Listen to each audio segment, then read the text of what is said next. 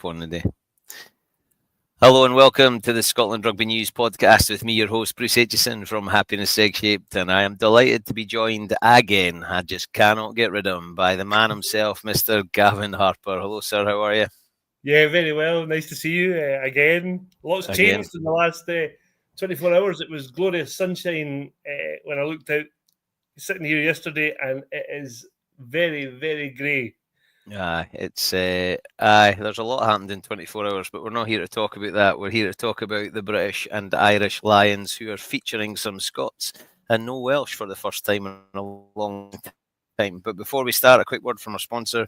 Scotland Rugby News podcast is brought to you by S1 Jobs. If it's time to hand in your transfer request, then head over to s1jobs.com and upload your CV today. With thousands of jobs across Scotland, you will find the one at S1 Jobs. So start your search as soon as we're finished this. So team announced, probably not a huge amount of talking points apart from jersey number 7. Let's cut straight to it. Neither of us were picking Curry to start at 7.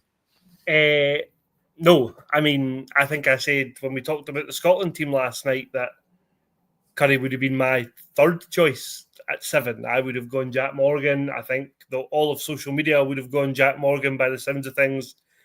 Since the team was announced this morning, I think it's clearly a pick on what Andy Farrell knows he can deliver rather than what he has delivered. On the tour so far, I think there are other bits of it. Tygburn and him together played in Jack Conan and Curry played in the first test 4 years ago. So yeah, I think there's a lot to it, but an interesting one.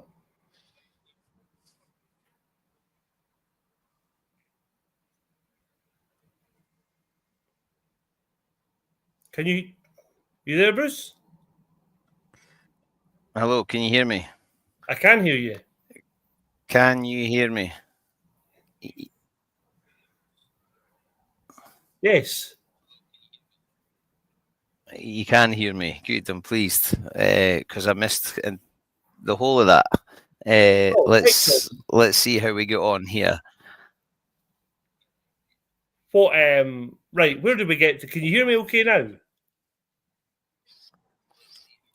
I've no idea what you're saying, but I don't need to know what you're saying. I find the whole Curry thing an interesting one, and I think we were all thinking that it was going to be a toss up between, for me, Morgan and Van der Fleer.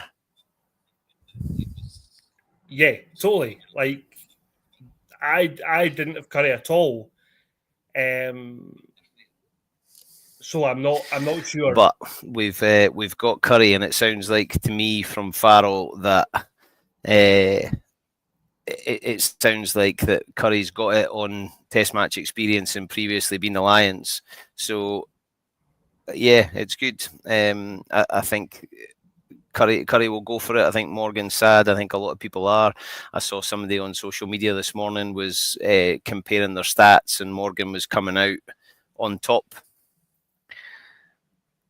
Excuse us, folks. Yeah, I mean, Jack Morgan's been probably the best player on the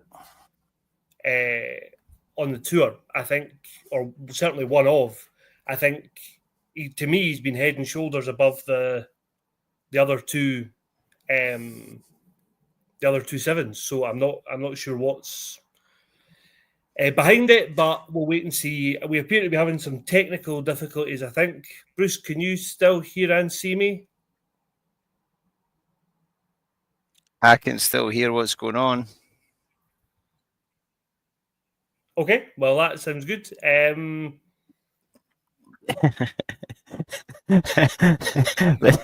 We're off that absolute flyer. We've had a couple of nights at absolute belters, haven't we? Yeah, we have. Let's get to Scotland as quickly as possible. Finn Russell starting.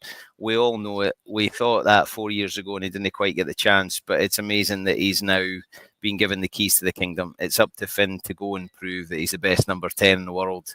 And having Sione and Shuggy next to him, I think is absolutely brilliant. I'm so chuffed that we've got Scotland players in 10, 12, 13. I'm a bit sad there's no others in the squad, but how good having a Scottish midfield. It says a lot for the creativity of Scotland, but also now looking at Lions going up against the Wallabies, I think it's class. I think it's something to be really excited about. Yeah, totally. And I think Finn totally merits this from what he's done, through his career, but certainly in the last couple of seasons, I think he looks a totally different player, probably coming back from France, moving to Bath. I think he's got much more of a control of games. I think in the past, we talked about kind of shoehorning people in teams. That you used the example, Neil Jenkins in '97, to get a goal kicker. And I think in the past, you would have shoehorned an Owen Farrell or a Lee Halfpenny in this team because maybe goal kicking was a concern. That's totally, for the main take, Twickenham as a one-off. That aside, Finn's proven himself in every kind of aspect. And look, to have that Glasgow combination outside him, I think just makes things so much easier because they know each other so well and they know Finn so well. Look, I think Hugh Jones is talking about Jack Morgan being one of the best players on the tour. I think Hugh Jones is coming out of this with an already very good reputation, massively enhanced.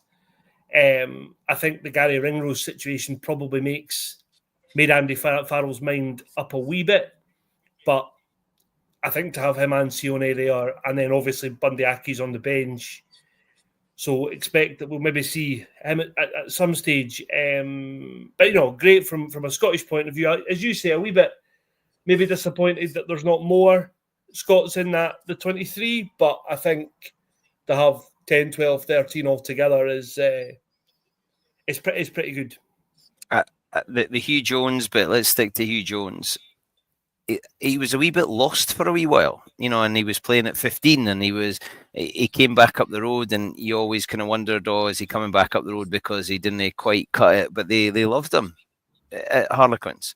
He was really well respected and he's come up and I think he looks massive. I think he looks bigger than he's ever been. Now, I don't know if that's just the Lions jersey makes you look bigger or what, but I think he looks physically in incredible shape, and he's, like you say, he's played really well, and nobody's there questioning his position. He's been the outstanding 13 and deserves to be playing. Yeah, and I think the other thing, talking about Finn and the goal kicking, and and I think I talked about this last week. The other bit of Finn that I get frustrated with people, and it is lazy. It's people say, Finn Russell was never a great tackler that's just nonsense. It's just not true. But it is true of Hugh. Hugh's defence, and I think he would now admit his defending was probably not up to international standard when he kind of first burst onto the scene, but he was capable of these wild kind of X Factor moments. You think of the try, or Maitland's try against England when he gets Finn's pass, or 2 tries against Australia at Murrayfield, but now I think that season at Quins, I know he played a lot at 15, but he's come back from that a much more rounded player. And actually the thing about him that has improved the most is his defence. He's still capable of all the X Factor stuff. He probably actually delivers a much more consistent sort of 8 out of 10 performance. But defensively, you're not worried about, if somebody runs down, you'll be defending against Tuipiulotu this weekend, and that doesn't hold any particular worry for me. So look, I think well deserved for him, and yeah, to have gone from playing for Glasgow at Scotstoun to playing for Scotland at Murrayfield with Sione to now playing for the Lions together in a test match is some achievement, and hopefully they make the jerseys their own and make themselves undroppable for Melbourne, which will obviously be a huge occasion for Sione because that's where he came from. That's where he grew up. So I'm sure he will be absolutely bursting to keep that jersey And we've seen some massive performances when it's mattered from Sione. So, I think we might get another one at the weekend. It's one of those really cool partnerships. It's Laidlaw and Rutherford. It's Tuipiulotu and Jones. They've not played for the South, but you get what I mean. Roy was at Jed and Rudd was at Selkirk, but they came together for the South, and then they were able to replicate for Scotland, and then they were able to play for a British and Irish line. Sione and Shuggy have got the modern version of that. They've played a heap of times together for Glasgow. They've played for Scotland, and now they're getting to play for the Lions.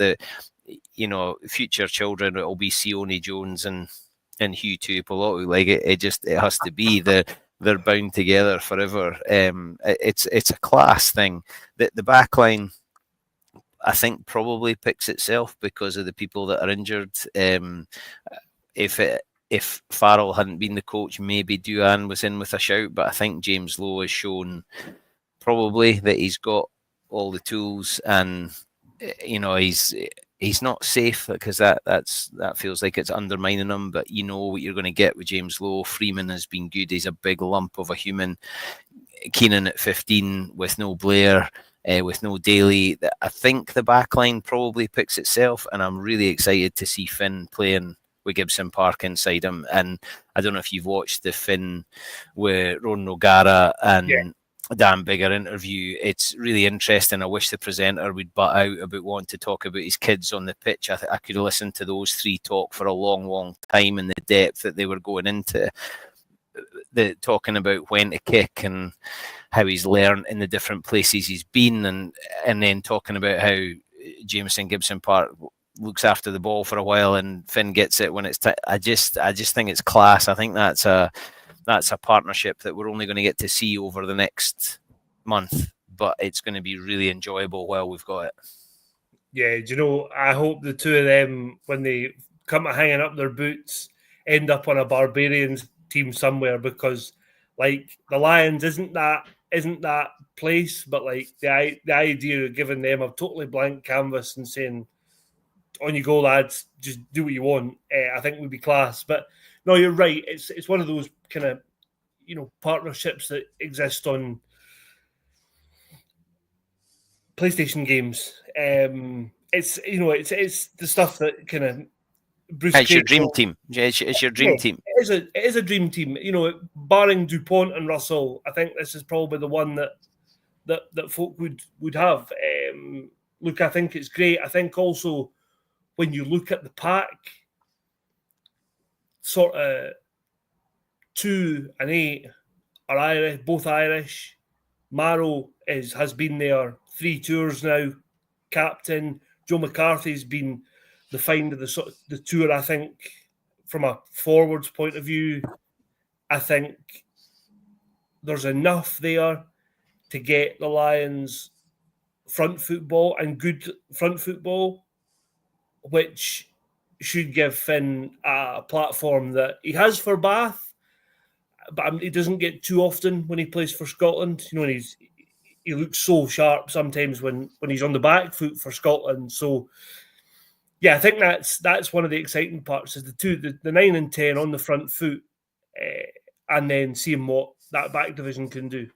Yeah, it's exciting. For up front, I think Genge is going to be an absolute animal. I think we're going to see next level Ellis Genge. I think there's an opportunity there for him to do something pretty ridiculous. Sheehan is out of this world. I think you didn't get many hookers like Sheehan. I think he is class. And Furlong, I think, is there to do what a tight head does. I'm not convinced we're going to be raving about ball in hand or what he does defensively, but set piece he's going to take care of. Itoje McCarthy, I think, is an interesting one. And then the back row, I thought Chesham might have got the nod at 6. I thought he's played well. He's a big human, but he gives a bit of flexibility on the bench to cover 4, 5, 6.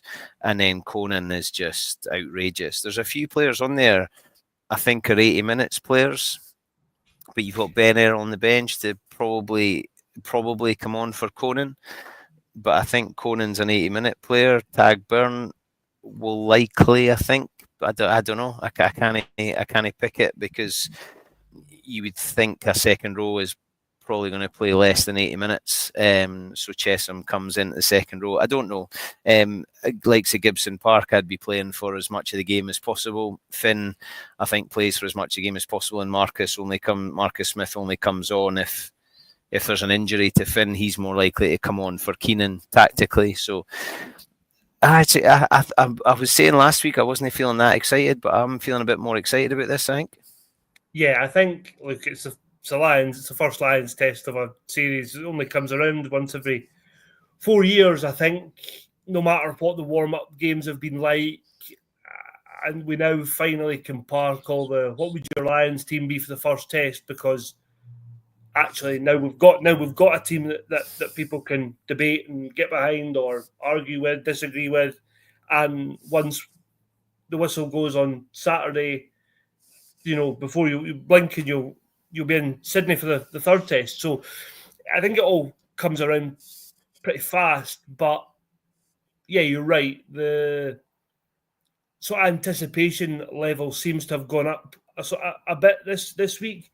Again, I don't think that is maybe the case in Australia. I think there was a report in the Times that there was maybe 15,000, 20,000 tickets going still for next week at the MCG, which is maybe a bit of a false economy because it's mad. MCG is massive, 100,000. So, but you'd like to think that for all three tests, all the three venues will be sold out.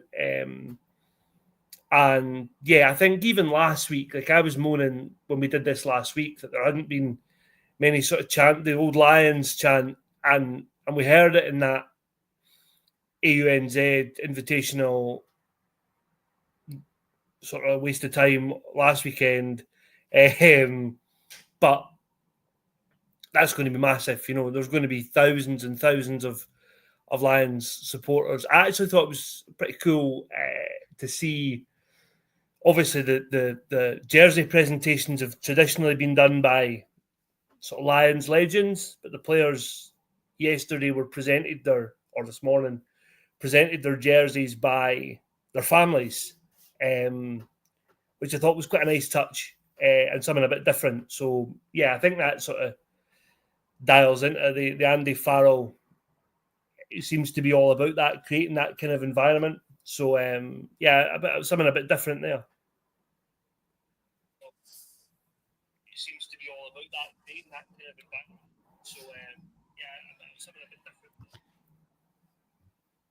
Featured a fair bit on some of the stuff that they've done, and that's the families are there, and it's a nice bit. Andy Farrell probably just wanted to present Owen with his jersey. He might as well.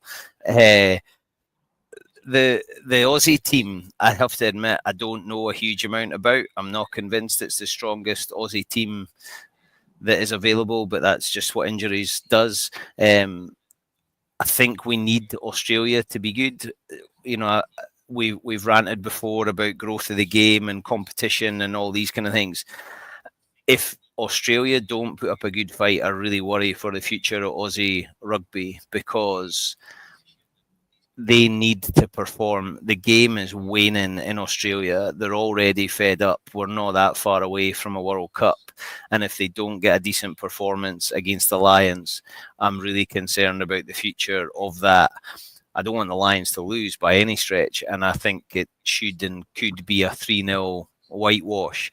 But they need to be competitive. And if there's tickets still available for next week, then even more so, they need the Australian public to get excited and get into it. It's almost the poor timing to go to Australia because they're so weak. If we'd been in New Zealand for this one, it might have been a bit more exciting, although they seem to be taking the French to bits at the moment. So I wonder how the likes of Pierre and Duan are feeling. Blair hopefully gets back to, who knows what's going to happen between now and the third test. There's no doubt going to be changes between first test and third test, but we could well see Ben White and Duan and Pierre and Blair and who knows, maybe even Darcy Graham, Rory Sutherland and Ewan Ashman in there as well. Let's just play a Scotland team against them in the third test. I saw somebody had a rant on Facebook saying if you're not going to pick Morgan and Van der Fleer let them go back and play for their countries. Yeah, I mean, yeah, I'm sure, they would rather be there trying to put their hand up for tests 2 and 3. I think the other part of it is you're right. Australia do need to be good. I wonder about this point. Australia need to win the first test. I don't necessarily think they need to win it, but I think if remember the third test 12 years ago against Australia was like so one-sided, 40 odd to teens, and it was just it was a nothing finish to what had been a great series. I think if the Lions get off to a flyer, interest in Australia, which is obviously maybe not the same as it would be in South Africa or New Zealand, will wane further. And it's then how do you drum up?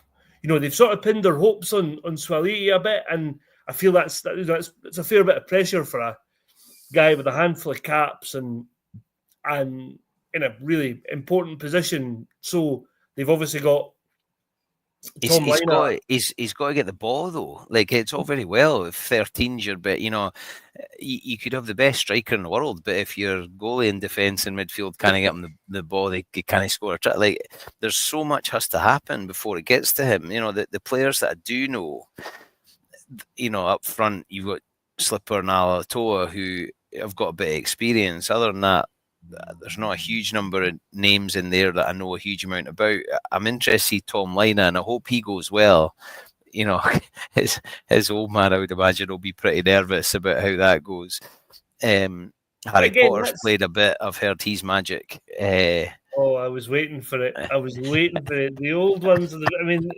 You dragged that out of the cupboard when he played for the Wallabies. The cupboard under the stair.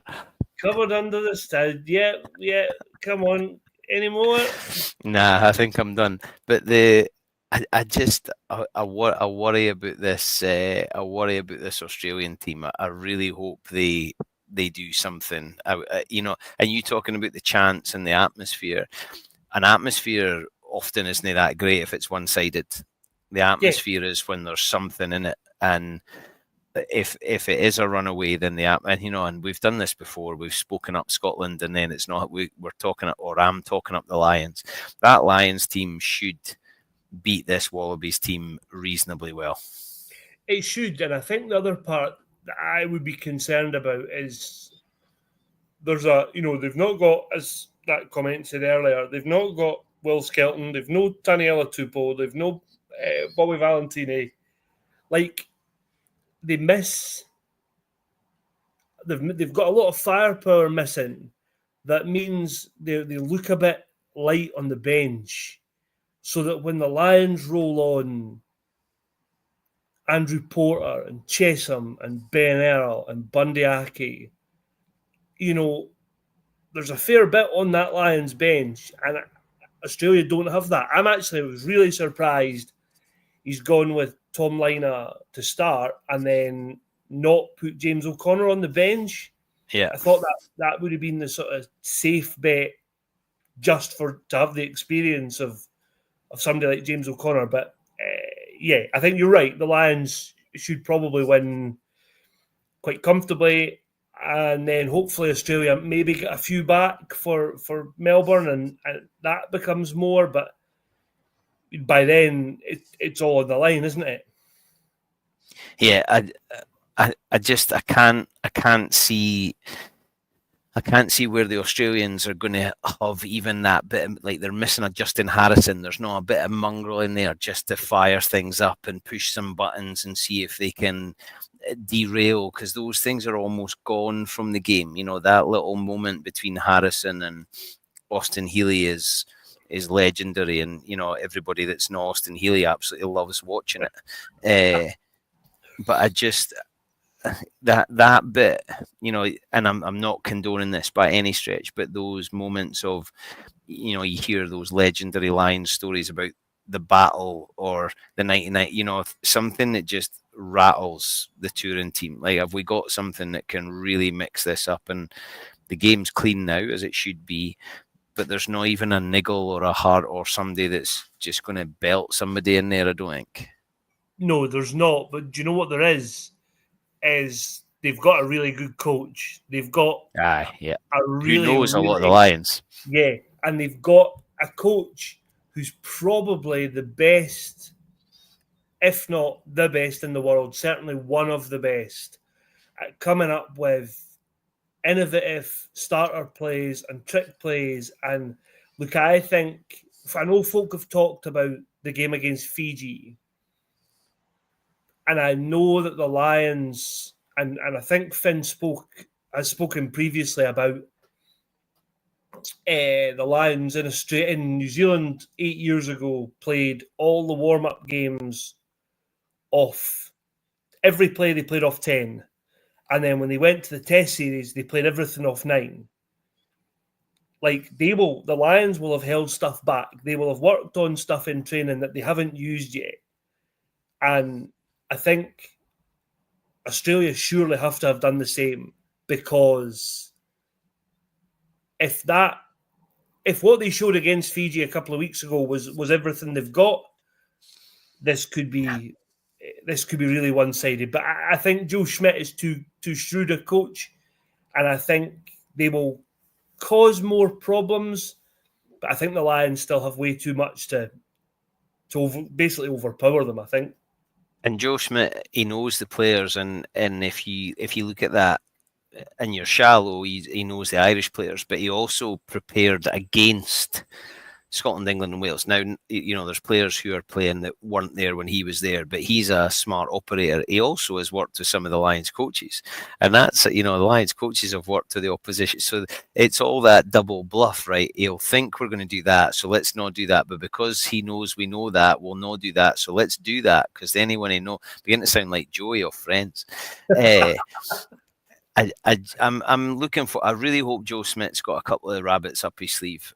No, you have rabbits up in your hat. I hope he's got a couple of rabbits up under his hat, in his hat, under his hat, in his hat.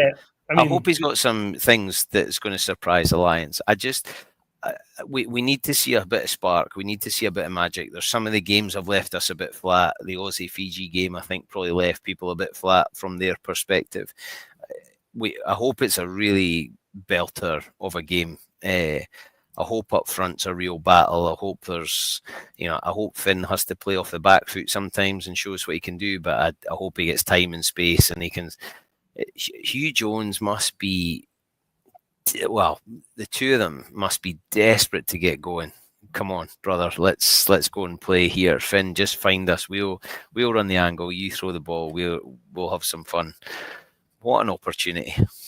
Amazing, yeah. What an opportunity! I think it's made for. I'm so pleased. Like, I think 4 years ago was made for Ali Price, Chris Harris, playing South Africa, all that suited them, and they came out of it okay. The Lions didn't win, but they came out of it individually all right. I think this is made for Sione. This is made for Hugh Jones, for Finn, for Blair Kinghorn if he can get back. And I think just on Blair, it was interesting hearing Andy Farrell today say Blair's unlikely to play the First Nations Pacifica team on Tuesday. So then you say, okay, well, Hugo Keenan's not going to play. So does Marcus Smith go at 15, having been on the bench, and possibly there's a change there with maybe Owen Farrell on the bench next week? Or do you say, look, we need a Matt Hansen who is also a doubt? I think that game now, all of a sudden, it looks like Darcy's going to play. And I know it's one game, and I know it's the Tuesday before the second test, but I just think go and show yourself. Go and do what Ben White did and give the best possible account. And if you don't get a test spot, which is at this stage, let's, I think, be honest and say that's unlikely, but come back and say, well, I got called in with a week to go. I couldn't have done any more. Score a try, Darcy. Go and score a try. Exactly. Yeah. Go and score a try. Yeah. But do it like playing like Darcy Graham. I was looking through pictures of Edinburgh have obviously announced this pre-season game with Ulster, and I was looking through pictures of that game, which was maybe a week after he'd been left out the initial Lions squad, and he was so good, and I'd love to see Darcy play like that in that red jersey on Tuesday and give himself, do himself justice, because I think most folk feel like he should have been there originally. There'll be I can't wait for that game on Tuesday, because it's likely we'll see Pierre and Scotty Cummings start with possibly Ashy and Suz on the bench, Ben White, Darcy Graham, Duan van der Merwe. So there's a lot to get excited about in that on that Tuesday for Scotland, to see boys play for the Lions that might not feature in the next two games, but we'll get to see them play in that. And then who knows what happens over the next two games, that injuries, and you're the one that's in camp, you put in a good performance. So I'm now really, well, let's get Saturday dealt with, but the game on Tuesday I think could be a real belter for us to watch and enjoy. It could be, and I know that those lads who have been left out, I saw Duhan was at the Great Barrier Reef today, but they'll want the Lions to win.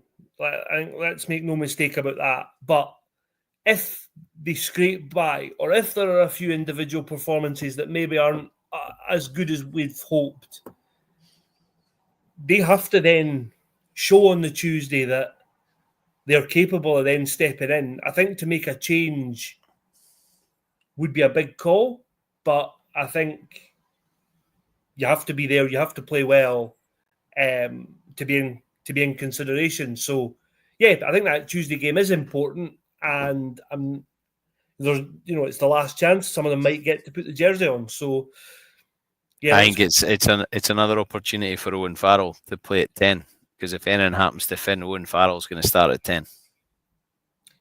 I think that's an interesting point.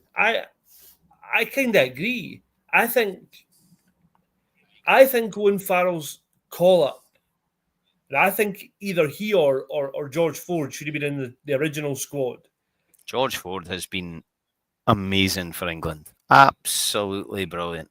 I mean, for him and Jamie George to have basically gone away with that essentially a second choice squad largely, and won 2-0 in Argentina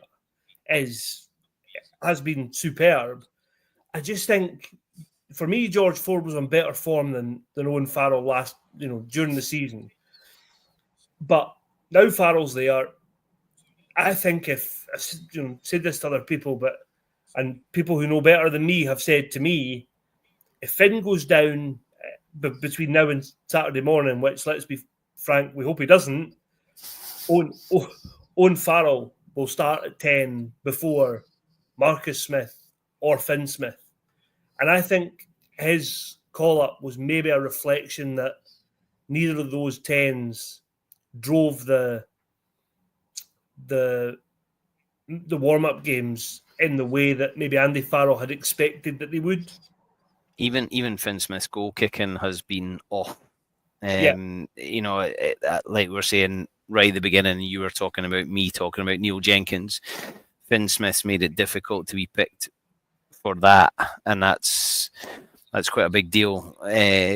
Marcus Smith is there because he's more flexible, and he, as I said earlier, I think he'll only come on at 15, and he would only play at 10 if Finn's injured. I think Finn is playing 80 minutes unless the game's gone one way or the other with 10 minutes to go, and then you take him off. Finn Russell, but I feel the same about Gibson Park. I'm playing Gibson Park for as long as the game is, and until the game's done, I'm playing Gibson Park. Yeah, and again, there's another one. Let's say Gibson Park plays, and I would do the same. I would play him as long. I want him on the pitch at the end, to be honest. So if he plays 70 minutes, do you then have to give Alex Mitchell Tuesday to make sure he's still sort of sharp? And you say, look, there's so much in it in a Lions tour that it's that balance of actually coaching and picking teams and managing the players, and I think that's a really interesting one. What do you do with the front row? Are you ring fencing the 6 front row guys and just saying they are untouchable. So the Pierre, Finlay Beelum, Jamie George, Ashman, Sutherland, and Clarkson are the guys involved on Tuesday. But then you might have guys who've only played 15, 20 minutes over a period of basically 2 weeks. So yeah, I think the front row is probably different because of the attrition, but I think there is a balance to be struck. Bored the top front row. He pushing a couple of scrums. Like how? Like are you kidding me on? Should we talk about wingers, Samoa? Yeah. No, we shouldn't. But I think you're right though. I think they will ring fence. I think the 6. I don't know how they feel about Ashy and Suz coming in on whatever it is, Saturday, Sunday. They only get to train once, twice before Tuesday. So they sit on the bench. You start the 3 that you've mentioned with Beelum, Pierre, and Jamie George, which is, I tell you what, it's a cracking front row. It's pretty. It's pretty good. That is a strong front row, and to play against this team on Tuesday, you'd like to think that front row would dominate and be busy around the field. There's so much, and we're trying to guess Andy Farrell. I think most people would have guessed that. I think Keenan, as soon as Kinghorn was injured, Keenan was going to start at 15. Freeman and James Lowe, I don't think anybody's really that surprised with them being on the wing. Finn and Jameson Gibson Park was everybody's 9 and 10 from months ago. The question mark was, what was he going to go with 12 and 13? But with Ringrose being injured, I think Sione and Hugh Jones were the picks. So the back line, there's not a huge amount there. Up front, we all picked 1, 2, 3, and 4. Question marks over 5, 6, and 7, maybe. Maybe not the personnel, but who wore the jersey and Onan starting. So I don't think there's that many surprises, but I'm excited to see it going, and I hope I hope the atmosphere really lifts. I hope the Aussies have a bit of niggle in the press. I hope there's I hope there's plenty to get people excited about, because if there's no, it's got potential to be we knew this was going to happen. Yeah, I know you're 100% agree. I'm sad that there's not an Eddie Jones in a Stan Sports studio somewhere just to get things sort of stirred up. Have we heard from Matt Williams? Surely Matt Williams has got something to say. Yeah, but I think, particularly in this country, I think we now just ignore him. So yeah, I wouldn't. I think he'll have plenty to say, but whether it's of any added value. I lived in Hong Kong during his Scotland tenure, and Scotland were playing on a Sunday. Can't remember who against, and with the time difference, I was up at silly o'clock on the Sunday night. We work on Monday morning watching it, and Matt Williams had come out at the beginning with, "Give me 18 months and I'll show you what I can do," or what my Matt Williams team is. And I think that Six Nations was the 18 months. And on the Sky coverage in Asia, I can't remember what it was called, but it was Sky. And it was, has anybody got any thoughts? And just before kickoff, this big caption came up from Bruce Aitchison saying, Matt Williams said, "Give me 18 months and I'll show you what we can do." And he's had 18, and I had this absolute rant on that. I probably am proud of it because I'm telling you, but I don't often have a go about getting rid of coaches, but what an era that was for Scottish rugby. Yeah, that was pretty grim. I can remember being at some of those games, and Scotland, some of them, Scotland were lucky to be second best. They were just like, that was just awful. Remember they had 27 on their sleeve of their training kit, and it was because, what was it? 27 was the added up 7 days a week, so 7 plus 52 weeks a year, 5 and 2 plus 27 meant it was like the accumulation of "you're always a Scotland international" or something, and it was it just didn't work, Matt. I think 20 years later, the fact that you've tried to recite that with not probably the most success, says, Matt, it was a bad idea. It didn't make any sense at the time. It doesn't make any sense now. Just leave it be. But yeah, I think, like, to go back to the Lions, like, can't wait for it to start. I think, just talking about some of the names that were not in doubt. I think Jack Conan's one. Like, when in the first weekend in May, everybody expected Caelan Doris to be captain. Yeah. I'm basically, since this tour started, nobody's mentioned him. I think that says a lot for how sort of seamlessly Jack Conan's come in and sort of made that jersey his own. Scary, the depth that Ireland have got when they've also, like, Van der Fleer's not even the 23, and he was the best player in the world. Well, we have just picked that is an all Leinster back row, which is frightening. Yeah. Yeah, that's no fair teams. You'd be asking to swap some boys over. Hang on, you've got all the big lads. We'll take him and you can have my wee brother. Yeah, exactly. Yeah, there would be a bit of that. I'll play for Leinster and Van der Fleer can play for whoever I'm playing for. Yeah, no, look, it would be. It's made to be a magic couple of weeks. So yeah, can't wait for it to start. Yeah, I'm now looking forward to it. This tour hasn't really grabbed me, but I'm looking forward to this Saturday morning, watching that. Come on, the Lions, and then Darcy to play on Tuesday with Suz and Ashy coming off the bench. That would make a wee bald man in Edinburgh very, very happy if I got to see that. And I liked winding up some of the Hoyk supporters on Facebook by posting a picture of Darcy wearing a Melrose shirt. I'm sure that went down a treat. I haven't seen that one, but I'm sure that went down well. They'll be absolutely, but I mean, Hoyk, that is the classic Bill McLaren. They'll be dancing in the streets of Hoyk. If Darcy Graham gets a cap, Suz having been there, been on tour 4 years ago, and then they get to add Darcy to it. It's an amazing thing what that wee town and that club has done for the world of rugby.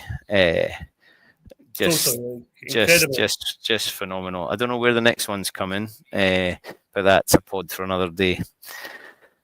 Let's finish off there, my man. And a final word from our sponsor. The Scotland Rugby News podcast was brought to you by S1 Jobs. If it's time to hand in your transfer request, and head over to s1jobs.com right now and upload your CV. There are thousands of jobs across Scotland on there. You'll be able to find the one for you at S1 Jobs, so you can start your search right now, because we are done. Gav, great to see you. 2 days on the bounce. Let's have a few days off. Enjoy yourself on Saturday, and we'll catch up soon. Cheers, my man. Speak to you soon.